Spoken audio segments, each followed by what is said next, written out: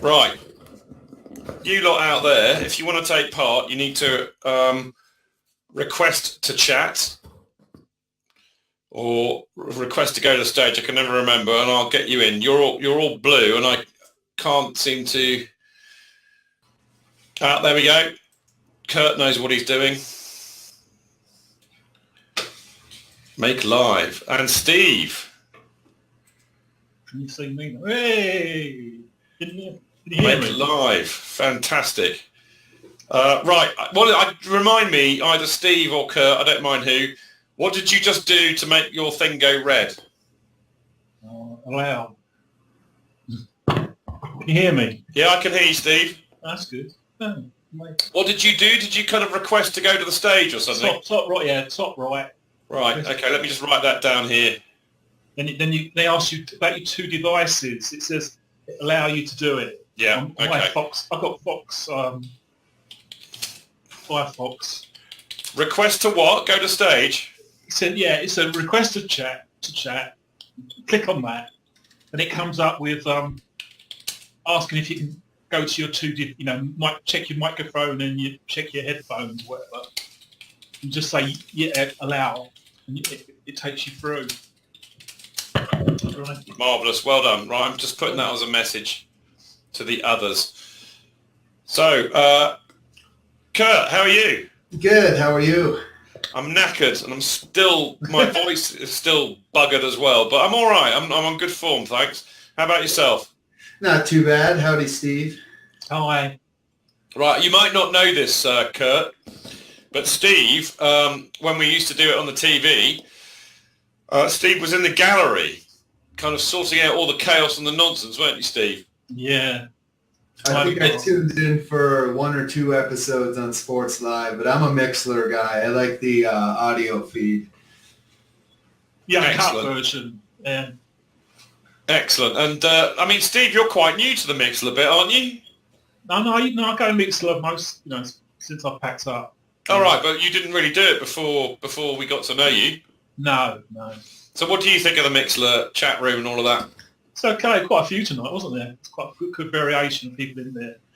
The trouble that I have is that actually tonight, unlike other weeks, I actually had the laptop in front of me while I was doing the show, but it's still impossible to engage because there's just so much going on, trying to talk to everybody else and keep them in order because they're hard. Jonathan and Martin together are hard work, as you probably remember. It's the last match of the season.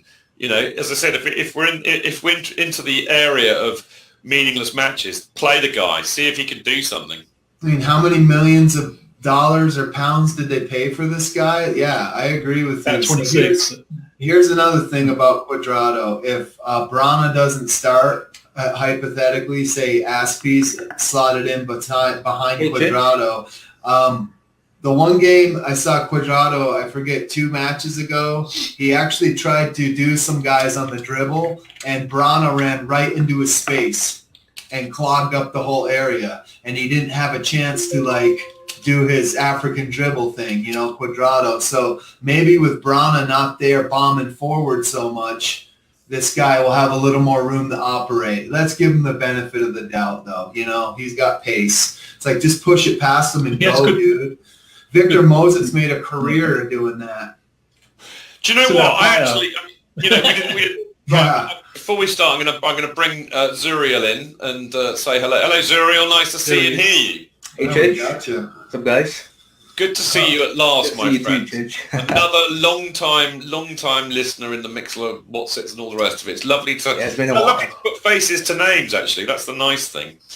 Right, Zuriel. We're just kind of talking about our team for Sunderland. I don't know if because you were probably fanning around trying to get connected, so I'm just going to read it out. Check. Basically, it's based upon who's available because we've obviously got a lot of injuries and who needs a rest. All right. So I've got Czech, JT, Christensen, Aspie, Luis, Mikel Loftus-Cheek, Remy, Willian, Cuadrado, and Drogba. What do you think of that? Drogba up front? It's not bad, I guess. Because Costa needs a rest, all right? Yeah. And Remy is going to have to play out wide. The same way like the game, yesterday's game. Yeah, yeah. So there we go. One of the things that I we didn't really, weren't able to get into because Jonathan was clearly just so cross with Quadrado.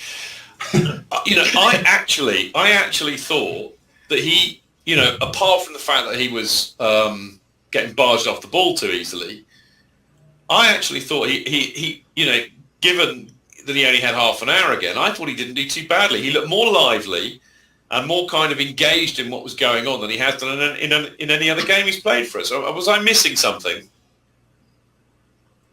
For Quadrado, is it? Yeah, Yeah. it's Liverpool. Yeah, he had a good first half. Well, I thought he was okay yesterday. I don't think he was as bad as people are trying to make out. He didn't play very long yesterday, did he? He came on the sub for how long? Half an hour he had. Half an hour. Yeah, I only watched half an hour. half of it. No, I had to do some work the second half.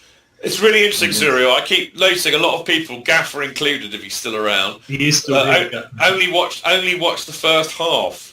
What are you like? Honestly, you should be made to watch us lose. You should be made to watch to the bitter end. If we're That was the second match I missed this year. Was it really? And I think the first one was, I can't even remember, it was early in the season, so I don't feel too badly about it.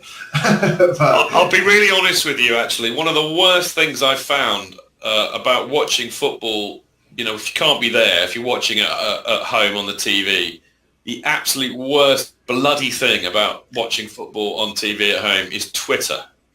Oh, yeah. And I don't mean because of the meltdown that everybody gets into, which everybody does. I mean, I think Tony Glover calls them nappy shitters. that can be actually quite entertaining, Chidge. Well, the I know. meltdowns. I'm not talking about that. I'm and talking forth. about the fact that if you're on Twitter and people know you're watching the game, I spend more time tweeting than I am actually bloody watching the game. It completely interferes with me watching the game. I dumped Twitter and I dumped the Facebook. And so since then, I've really enjoyed the few social media outlets that I have, and this is one of them. So, but I found it quite invasive. Kurt, when did you start supporting Chelsea? This had to be probably 2003. I watched Premier League a lot. They showed it in the States in the... Highlights, did they show, or did they show... I know they show all the games now, but when you first started, was it just... Right, so that was Fox Sports actually was showing quite a few of the games, mostly the big ones. Not every game every weekend like they do now. But I had started watching Premier League in the early 90s. And I remember Ryan Giggs, being 17, 18 years old, like just a magician out there. And then just life changed and I got out of football for a long time and then got back into it about 10 years later and was blown away when I saw the first Mourinho team with Duff and Robin and Makelele and the football that they played. It blew my mind. I was like, this is like the greatest thing I've ever seen. I was like on the edge of my seat, action-packed, the tactics of Jose Mourinho, Robin and Duff burning down the wing, scoring at will. I was just totally entranced after that. So that's what's Have you noticed a change in America with more following it? I definitely think more if you talk to people friends, do. if you talk to friends now compared to when you first started following Chelsea, is it different? Absolutely. Oh, absolutely. Now people know what I'm talking about. But for a long time, I was the only person at, a place where I worked or whatever that even watched Premier League. Wow. But out, I've lived in different places. Where I am in Colorado right now is a pretty big soccer following. And we have an MLS team, but they're pretty shit. We just signed Kevin Doyle, the Irish international, from the Wolves. And we need his goals. So there's a pretty good following around here. But Chelsea is still, I would say, they're hated here like they're hated elsewhere. Really? Why is that? I don't know. It's because it's the whole Roman Abramovich, right? Yeah, the media contributes too, but it's okay. American owners, the Glazers. All right, Man United is probably, I would say, the biggest team in the U.S.? I know more Man United fans than anyone. Yeah, that was my question. Yeah, secondly would be Liverpool. And actually, I love those Liverpool teams with Peter Beardsley and John Barnes and stuff. And that goes back to when I first started watching it, and Ian Rush and those guys just destroying people. That was great. Kenny Dalglish's team. But I never really connected with them like I did with Chelsea. Like, I saw Frank Lampard turn and spray a 70-yard pass in the air out to a guy running down, Robin, and he traps it on his foot on a dead run. I was like, that guy's a genius. Lampard was, always been my favorite player. But so anyways, and now City has a big following because of their success. Mm-hmm. But everybody overlooks the rich owners from those three clubs. I'll tell you what, Kurt, just to butt in for a second, because Sure, right. it's a bit of a pet subject of mine in terms of how the Yanks are getting into football, how it's growing and all of that. And actually, funnily enough, if you get the special, CFC UK USA edition, you'll get where I'm coming from, because I really kind of, I'm not trying to compare in importance of what we do on the FanCast, but I've kind of compared the journey that we've been on with the journey that the Yanks following Chelsea and football in general have been on, because I think when we started in 2008, there was clearly a tipping point in America, for them really getting engaged with football. And the rise of the FanCast is very much, I think, in part down to, look in here tonight. Zuri, are you from Canada or the States? Canada, Toronto. I mean, to be honest, mate, I kind of like to. I'd rather say North America than USA or Canada, because I think that's a more accurate way of putting it. But look, we got two of you guys from North America in here. You look at the Mixler chat room every week. Basically, the listener, the audience for the FanCast is about 50% UK. All right, and of the other 50%, I would say 50% of that is North America. So outside of the UK, North America is the FanCast, most important audience group. And I would say that that's exactly the same as it is for Chelsea Football Club as a whole. But that has massively increased in the last 10 years. The support for Chelsea in the States has grown hugely. And it is all to do with this tipping point. Now, if I tell you a lovely little story about a friend of mine, Michael Roban. Now, I got to know Michael just after we started doing the FanCast. And he's based in LA, and he basically fell in love with Chelsea because he came over here, I think as a student in about 1987, got drunk, randomly went to a Chelsea match, went to see Chelsea play West Ham, and that was it. He was hooked. Now, in those days, when he went back to the States and he decided, he'd fallen in love with football, fallen in love with Chelsea, that's it. They were going to be his team. There was nothing. There was no internet. There was no news. In those days, if you read the sports papers or any paper in the States, you were lucky if you even got football covered. No, and it wasn't. Yeah. Yeah, if you did, you only got the first division results, and quite often in those days, Chelsea were in the second division. So he had absolutely no contact. And so when I first got to meet him, we talked about this, and he said, man, it's just completely different now. And he said back then, we are at a tipping point in this country for us getting football and loving it. And it's just gone from strength to strength since then. And I think what you're saying, Kurt, bears that out, yeah?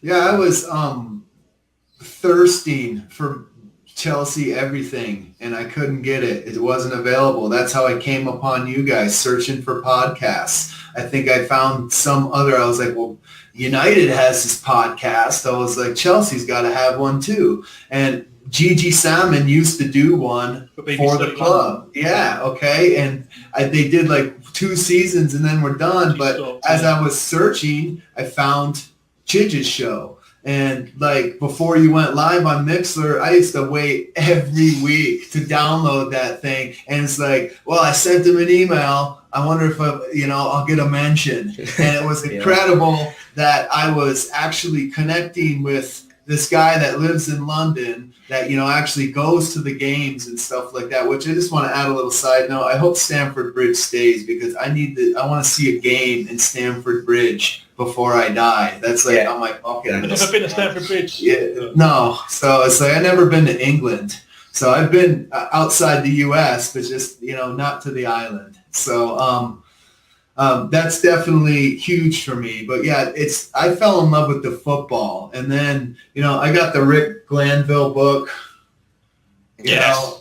So, I mean, yeah. Magazine. You get the club magazine. No, so I don't do much like that. Basically, watch all the games I can. I used to be part of the Chelsea website, but they don't really support much in America for us.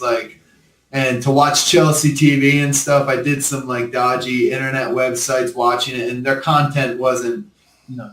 They don't have a lot of it, so it's just after you watch it one day, it's kind of the same stuff. But yeah, anyways, I'll let someone else go. Apart from America, there's an item this week about Japan. With this business changing sponsors.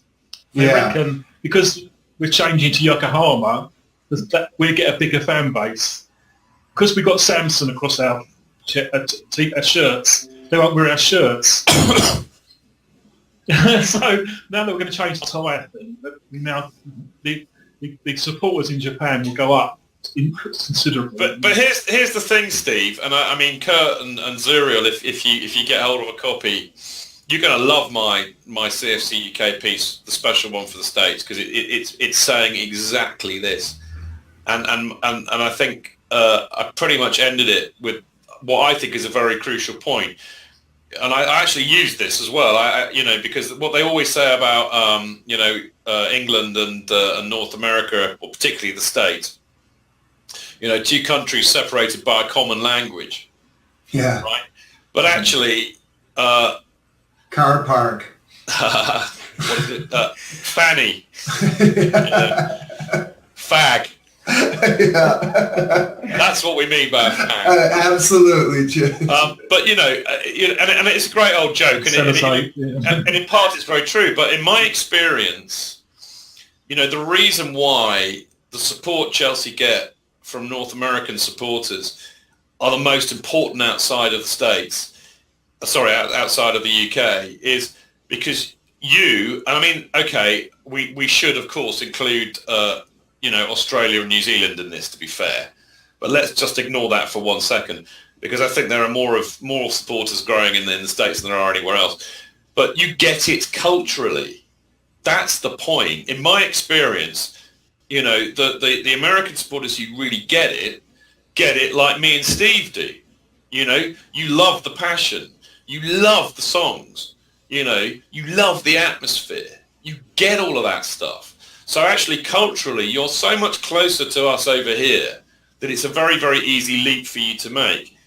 Now, I can't, and I don't mean to sound closet racist in any way, I can't in all good conscience see the Japanese culturally getting it in the way that you do.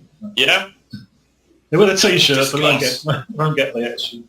I think that the Japanese will put their own unique stamp on it. It seems like that's their thing that they do, But just as a side note, United's largest market is in Asia, in the Pacific. So I'm sure, the higher-ups at Chelsea have really done a lot to make it a global brand too. So I can see how maybe that's they're trying to make their presence a little bigger in Asia too. Maybe it's all about marketing and dough, right? Of course it is. It's all about the dollar, mate. One thing I thought that you were very interesting, and I'd be interested to see what Zuriel says about this as well. Yeah. You were saying that United and Liverpool are the biggest, have the biggest following in the States, and you were kind of saying that has a lot to do with the fact that they've got American owners. Now I know the Yanks, and I know how patriotic and nationalistic you can be. So are you saying that there's a bigger support for Liverpool and United because they have American owners, and Chelsea are hated because of course they have a Russian owner, and of course they're the old enemy, aren't they? I can't say that, but I can say that it definitely makes it's going to make xenophobic people in America, specifically they're going to be afraid of soccer, and they still got this like childish mindset. They don't even want to like learn the game or whatever. And so any little thing you can like do to make the fan base bigger, and if that's trumping up the fact that Americans own these guys, I think that every little bit helps. Well, So Randy Lerner owns Aston Villa. Absolutely, there's another one. So that's not American. The Cleveland Browns is who his big. Is it Cleveland Browns? Yeah, the NFL, and then the Glazers for United own Tampa Bay Buccaneers. Both teams suck, so it's funny because their football, their proper football teams actually make more money for them, I think, than their gridiron football teams. You know what? I always thought it was actually very shrewd of the Fenway Sports Group to buy Liverpool, it being that they already own Boston Red Sox. And of course, Boston's a very Irish city, and so is Liverpool. So I thought that was a really smart connection that they made there, and I wouldn't be amazed that that's had quite an impact. Cyril, what's it like in Toronto? I mean, my gut feel is always that Canada's a little bit closer to the UK in terms of culture because of our shared kind of history in the past, if you see what I mean. Yeah, well, coming from a Commonwealth country, I guess it's more of the big teams, like you said, Man U. You have now Man City's coming up, especially with New York FC coming up to Lampard over the whole kind of bandwagon, you should say, I guess, because this new branch of MLS is like kind of blooming up. So now you have the new David Beckham one too, right? Like things are. Miami. Gerard's going to LA Galaxy. Yeah. Now we have like Premier League legends, you say, I guess. So Lampard, Gerrard coming over for next season. Toronto lost Jermaine Defoe, didn't they? Yeah, I think they paid huge sums for him coming here, hoping to change stuff. And now we have Josie Altidore, which is lucky you. Good. So, Jose only scores for the national team. Jermaine Defoe didn't find it as easy as he thought to pump in goals in the MLS, and I think that's great for us. The league is getting better.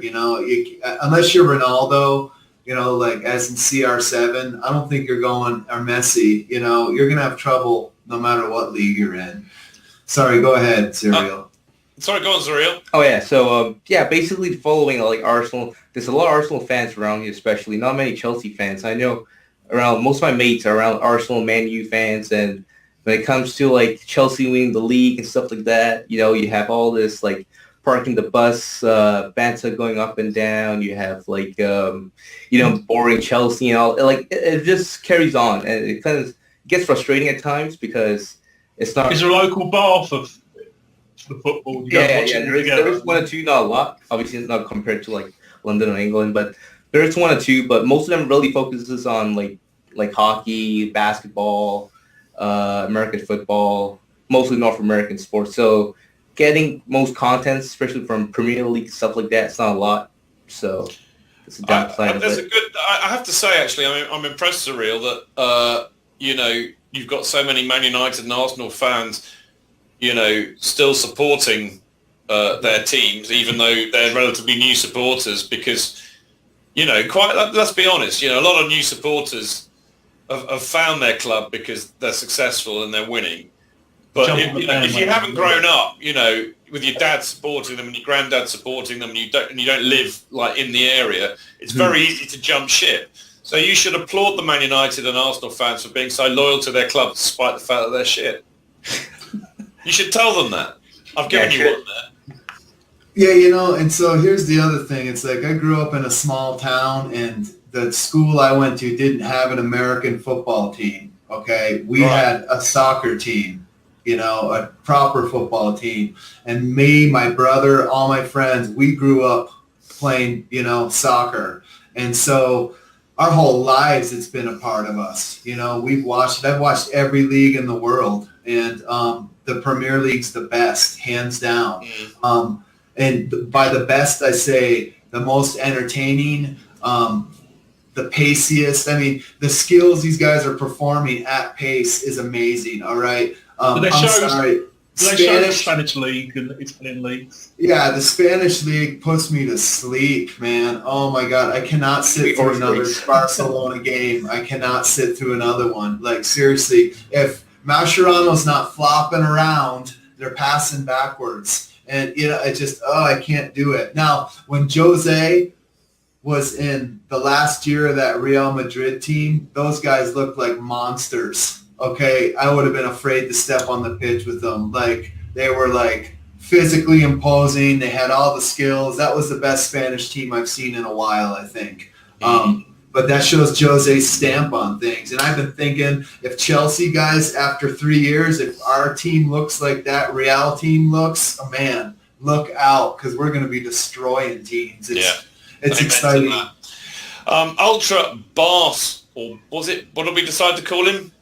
Bass Man. There you go. Bass Man, yeah. Dub no head but my Bass Man. He's come up with a really interesting point here, actually, which is it felt like the World Cup was very big for America too. Is that accurate? One in 94? I think we have all the facilities and we have the ability to put it on like it should be put on, and we don't bankrupt the country doing it like happened to Brazil. But was it too big for the people of the country? Yeah, for sure. I mean, I'll be honest with you, Kurt. I mean, I remember the 94 World Cup obviously quite well. And it was obvious that it was just like, America wasn't ready for it. There was no real love or interest in football at all then. What I would love to see now, I would love to see them pull the fucking plug on Qatar right now, and Russia, in fact. I think it would be, it's heinous that they're going to have the World Cup in Russia with what's going on politically over there. I would pull the plug on both of those, and I would stick the first one in America. It's ready to go. Yeah, baby. I mean, you've got as you said, you've got the facilities, but actually, unlike in '94, I think you have the support for it. Absolutely, Chidge. It's this last World Cup this summer. I went down to public theaters and watched the USA World Cup games. Local theaters were opening up, and 400 or 500 of us were in there watching the games. Like that, the national team's big. And just one more note on the 94 World Cup. The interest of people was low, but it went down even further once they saw the terrible kit that the USA team had to wear. Oh my God, it's like David Seaman goalkeeper jersey times 10. Wasn't the girls' soccer more popular? Sorry, Steve, go on. Wasn't the girls' soccer more popular in America? Before when it first started. When the World Cup is on, their World Cup's coming up this summer. The girls are winning stuff. No one knew of the men's USA team. Yeah, no, it's when the women's World Cup is happening, it's very popular. But then after that, you forget about the women's league. But look how popular it was in the last World Cup. I mean, you had thousands of people all over the States outside watching it on big screens. It was the first time I've really seen it go, whoa. And of course, the US team, I thought, did pretty well, actually. Yeah. They were a decent team. What I liked about them, they weren't the most talented, but they really worked hard as a team. I thought it was really good to watch, actually. Right, okay. Now, I've been on here nearly an hour. Yep. So I'm going to wrap it up with one last go.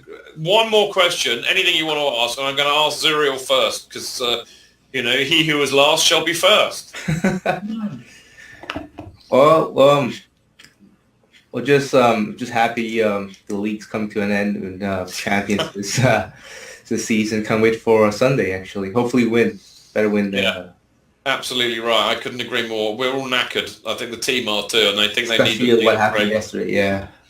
Yeah, but it'd be nice to see them round it off with a win, because it's a big day on Sunday, because we get to see the Premier League trophy lifted and all of that. So if you lose, parade on Monday as well, isn't it? It'll what? There's a parade on Monday as well. There is a parade on Monday, Steve. I'm not going to be there, mate. Are you going to be there? No, I doubt it.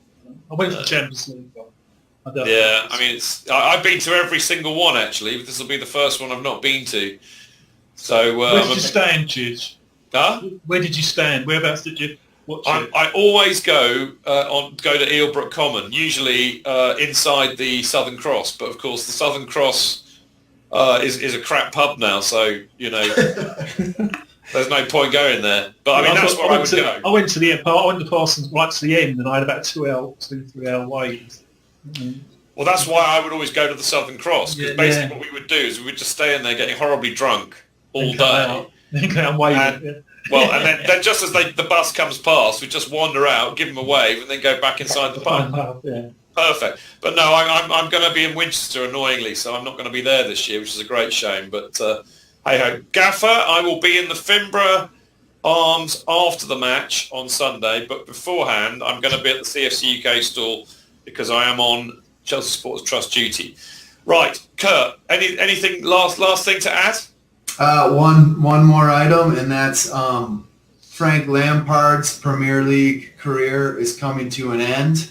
And you know what? We didn't need the what did I hear? The Liverpool pundit fest that was going on about Steven Gerrard. But Lampard's kind of a little disappointed things turned out the way that they did, you know. And I still want to say that it was an honor watching the guy play, and I am psyched to see if he comes to play in Colorado. I'm going to go try to get the guy's autograph, at least say hi to him. So that's one good thing. There's a pre-season tournament in America, isn't there? You can go but they're not coming near me. No. So I'll wait for Lamps. But I just want to say, Frank Lampard, world class and Premier League legend. Best of luck to you. No, I couldn't. Well, we all agree with that. I mean, one thing I would say actually, because obviously everybody's getting their knickers in a twist about the fact that Lampard was being ignored and Gerrard was getting all this love.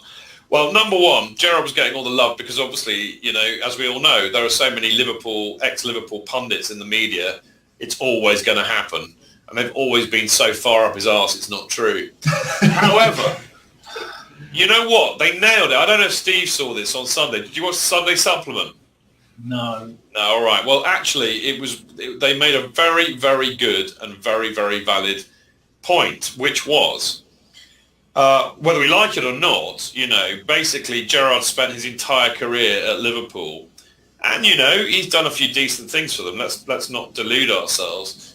So you can understand why he was getting the fuss that he was. Whereas had Lampard stayed at Chelsea and he was going right now, then maybe he would have got the same coverage. But the reality is that he went off to City. I agree. And the reality is he also played for West Ham before he played for Chelsea. So he's not a one-club guy. So in other words, they were saying it's slightly different. And actually, do you know what? I think fair enough. I think they've. I think that's accurate. I don't have a problem with that. I just think it's a real shame that as Chelsea supporters, we never got the chance to really properly say goodbye to Frank, like we could have done on Sunday if he was still with us. You know. That's what I kind of meant to say. Well put, Chidge. Thank you very much. I didn't practice that once either, Kurt.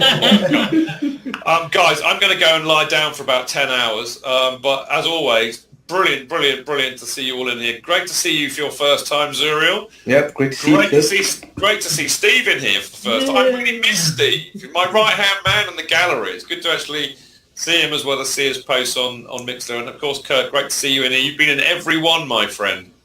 Yeah, we got one more. One more, yeah. We'll do one on Tuesday, I promise. And for Ultra, what was it? What did we agree on? You bet next Monday. Bass. Ultra Bass Man. It's great to see you in here again. Great to see Gaffer. Hopefully I'll see Gaffer in the pub on Sunday because I haven't seen him for a while. So there you go. Boys, great to see you. Enjoy the game on Sunday and hopefully catch up with a few of you on Tuesday next week. All right, you